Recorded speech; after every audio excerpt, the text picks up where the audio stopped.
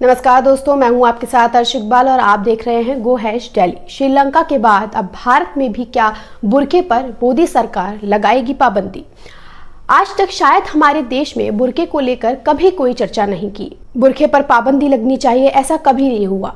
पिछले कुछ दिनों से महिलाओं के पहनावे को लेकर नेताओं के लगातार अजीबोगरीब बयान आ रहे हैं।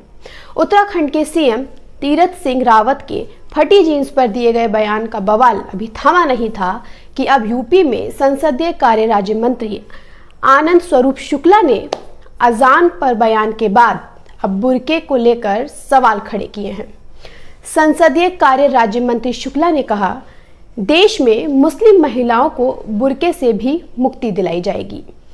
अनेक मुस्लिम देशों में बुर्के पर पाबंदी है और यह अमानवीय व्यवहार और कुप्रथा है।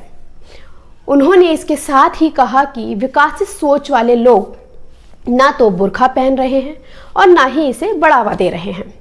इनका कहना है कि भारत की मुस्लिम महिलाओं को बुर्के से आज़ादी दिलाई जाए। जिस तरह से 3 तलाक खत्म हुआ है, अब उसी तरह से अब बुर्के पर भी रोक लगनी चाहिए। राजनीतिक लाभ लेना हो तो मुसलमानों को निशाना बनाकर देश में राजनीति करना एक सबसे आसान तरीका ढूंढ लिया है इस सरकार ने। पहले हिंदू महासभा के नेता भी इस तरह की मांग कर चुके हैं।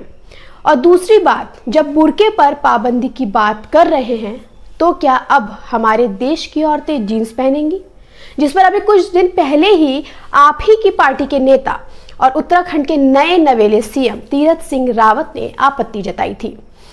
बड़े सोचने की बात है कि हमारे देश के नेता देश चला रहे हैं या लेडीज कॉस्ट्यूम डिजाइनर बने हुए हैं। अगर पाबंदी लगानी है तो ऑनलाइन क्लासेस पर लगाइए, जिससे कल का बच्चों का जो फ्यूचर है वो खराब हो रहा है। जहां पढ़ाई के नाम पर बच्चों के भविष्य को अंधकार में रखा जा रहा है। कोरोना की आड़ में बढ़ती स्कूल कॉलेज की फीस पर रोक लगाइए, बेरोजगारी पर रोक लगाइए, महंगाई पर पाबंदी लगाइए। क्या आप महिलाओं के कपड़ों के पीछे पड़ गए हैं? क्या ये विकास के लिए सबसे बड़ा मुद्दा है?